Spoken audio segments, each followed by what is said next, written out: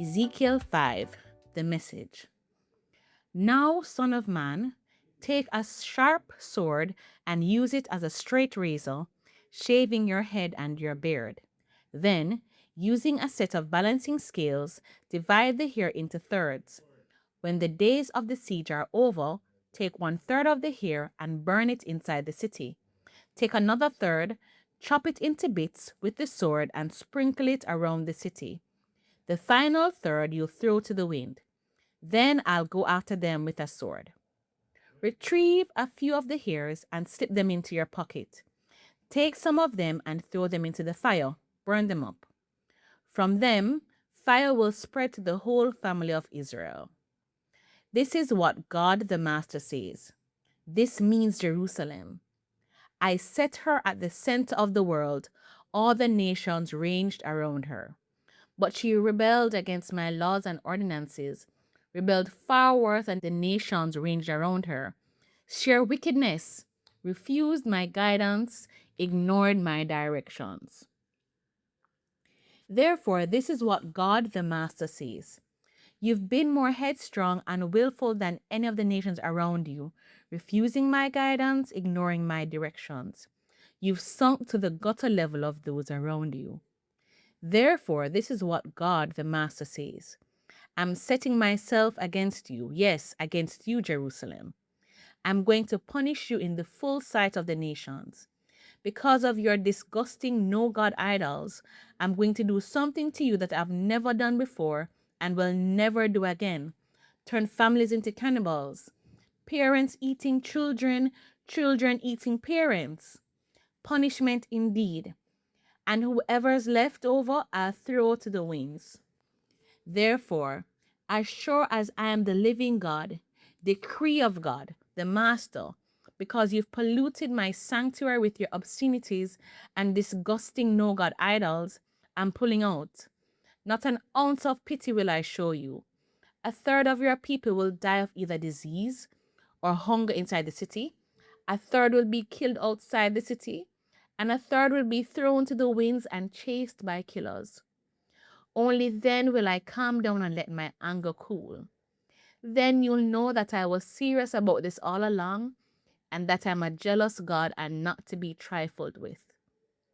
When I get done with you, you'll be a pile of rubble. Nations who walk will make coarse jokes. When I finish my angry punishment and searing rebukes, you'll be reduced to an object of ridicule and mockery, turned into a horror story circulating among the surrounding nations. I, God, have spoken. When I shoot my lethal famine arrows at you, I'll shoot to kill. Then I'll step up the famine and cut off food supplies. Famine and more famine, and then I'll send in the wild animals to finish off your children. Epidemic disease, unrestrained murder, death, and I will have sent it. I, God, have spoken. Ezekiel 6. Turn Israel into a wasteland. Then the word of God came to me. Son of man, now turn and face the mountains of Israel and preach against them. O mountains of Israel, listen to the message of God the Master. God, the Master, speaks to the mountains and hills, to the ravines and the valleys. I'm about to destroy your sacred God and Goddess shrines. I'll level your altars, bust up your sun god pillars, and kill your people as they bow down to your no God idols. I'll stack the dead bodies of the Israelites in front of your idols and then scatter your bones around your shrines. Every place where you've lived, the towns will be torn down and the pagan shrines demolished. Altars busted up, idols smashed, all your custom-made sun god pillars in ruins. Corpses everywhere you look. Then you will know that I am God. But I'll let a few escape the killing as you are scattered through other lands and nations. In the foreign countries where they're taken as prisoners of war, they'll remember me. They'll realize how devastated I was by their betrayals, by their voracious lust for gratifying themselves in their idolatries. They'll be disgusted with their evil ways, disgusting to God in the way they've lived. They'll know that I am God. They'll know that my judgment against them was no empty threat. This is what God the Master says. Clap your hands, stamp your feet, yell out, no, no, no, because of all the evil obscenities rife in Israel. They're going to be killed, dying of hunger, dying of disease, death everywhere you look, people dropping like flies, people far away dying, people nearby dying, and whoever's left in the city starving to death. Why? Because I'm angry, furiously angry. They'll realize that I am God when they see their people's corpses strewn over and around all their ruined sex and religion shrines on the bare hills and in the lush fertility groves, in all the places where they indulged their sensual rites. I'll bring my hand down hard on them, demolish the country where they live, turn it into a wasteland from one end to the other, from the wilderness to Riblah. Then they'll know that I am God. Ezekiel 7, fate has caught up with you. God's word came to me saying, you son of man, God the Master has this message for the land of Israel. End time. The end of business as usual for everyone. It's all over. The end is upon you. I've launched my anger against you. I've issued my verdict on the way you live. I'll make you pay for your disgusting obscenities. I won't look the other way. I won't feel sorry for you. I'll make you pay for the way you've lived. Your disgusting obscenities will boomerang on you, and you'll realize that I am God. I, God the Master, say, disaster after disaster, look, it comes. End time, the end comes. The end is ripe. Watch out, it's coming. This is your fate, you who live in this land. Time's up. It's 0 hour. No dragging of feet, no bargaining for more time. Soon now I'll pour my wrath on you, pay out my anger against you, render my verdict on the way you've lived, make you pay for your disgusting obscenities. I won't look the other way. I won't feel sorry for you. I'll make you pay for the way you've lived. Your disgusting obscenities will boomerang on you. Then you'll realize that it is I, God, who have hit you. Judgment Day. Fate has caught up with you.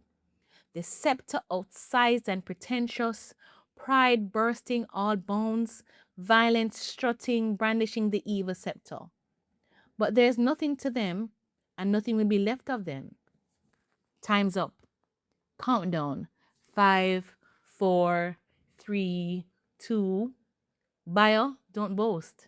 Seller, don't worry. Judgment wrath has turned the world topsy-turvy. The bottom has dropped out of buying and selling. It will never be the same again. But don't fantasize on upturning the market. The country is bankrupt because of its sins, and it's not going to get any better. The trumpet signals the call to battle. Present arms! But no one marches into battle. My wrath has them paralyzed. On the open roads, you're killed, or else you go home and die of hunger and disease. Either get murdered out in the country or die of sickness or hunger in town. Survivors run for the hills. They moan like doves in the valleys, each one mourning for his own sins. Every hand hangs limp, every knee turns to rubble. They dress in rough burlap, sorry scarecrows, shifty and shamefaced with their heads shaved bald. They throw their money into gutters. Their hard-earned cash stinks like garbage. They find that it won't buy a thing they either want or need on Judgment Day. They tripped on money and fell into sin. Proud and pretentious with their jewels, they deck out their vile and vulgar no gods in finery. I'll make those god obscenities a stench in their nostrils. I'll give away their religious junk. Strangers will pick it up for free, the godless spit on it and make jokes. I'll turn my face so I won't have to look at my treasured place, and my people are violated, as violent strangers walk in and desecrate place and people. A bloody massacre, as crime and violence fill the city. I'll bring in the dregs of humanity to move into their houses. I'll put a stop to the boasting and strutting of the high and mighty, and see to it that there'll be nothing holy left in their holy places. Catastrophe descends. They look for peace, but there's no peace to be found. Disaster on the heels of disaster, one rumor after another. They clamor for the prophet to tell them what's up, but nobody knows anything. Priests don't have a clue. The elders don't know what to say. The king holds his head in despair. The prince is devastated. The common people are paralyzed. Gripped by fear, they can't move. I'll deal with them where they are, judge them on their own terms. They'll know that I am God. Ezekiel 8, the Spirit carried me in visions. In the 6th year, in the 6th month, and the 5th day, while I was sitting at home, meeting with the leaders of Judah, it happened that the hand of my master, God, gripped me. When I looked, I was astonished. What I saw looked like a man, from the waist down like fire, and from the waist up like highly burnished bronze. He reached out what looked like a hand and grabbed me by the hair. The Spirit swept me high in the air and carried me in visions of God to Jerusalem, to the entrance of the north gate of the temple's inside court, where the image of the sex goddess that makes God so angry had been set up. Right before me was the glory of God of Israel, exactly like the vision I had seen out on the plain. He said to me, "Son of man, look north." I looked north and saw it. Just north of the entrance loomed the altar of the sex goddess Asherah that makes God so angry. Then he said, "Son of man, do you see what they're doing? Outrageous obscenities, and doing them right here. It's enough to drive me out of my own temple, but you're going to see worse yet." He brought me to the door of the temple court. I looked and saw a gaping hole in the wall. He said, "Son of man, dig through the wall." I dug through the wall and came upon a door.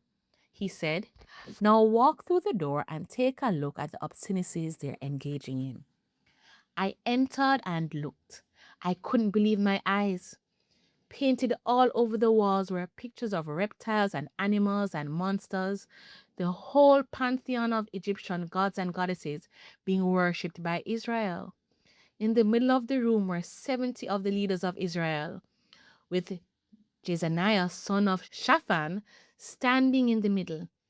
Each held his censer with the incense rising in a fragrant cloud. He said, "Son of man, do you see what the elders are doing here in the dark? Each one before his favorite God picture. They tell themselves, God doesn't see us. God has forsaken the country." Then he said, "You're going to see worse yet." He took me to the entrance at the north gate of the temple of God. I saw women sitting there weeping for Tammuz, the Babylonian fertility god. He said, "Have you gotten an eyeful, son of man?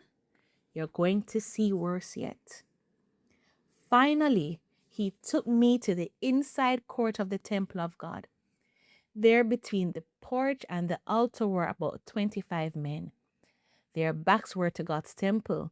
They were facing east, bowing in worship to the sun. He said, "Have you seen enough, son of man? Isn't it bad enough that Judah engages in these outrageous obscenities?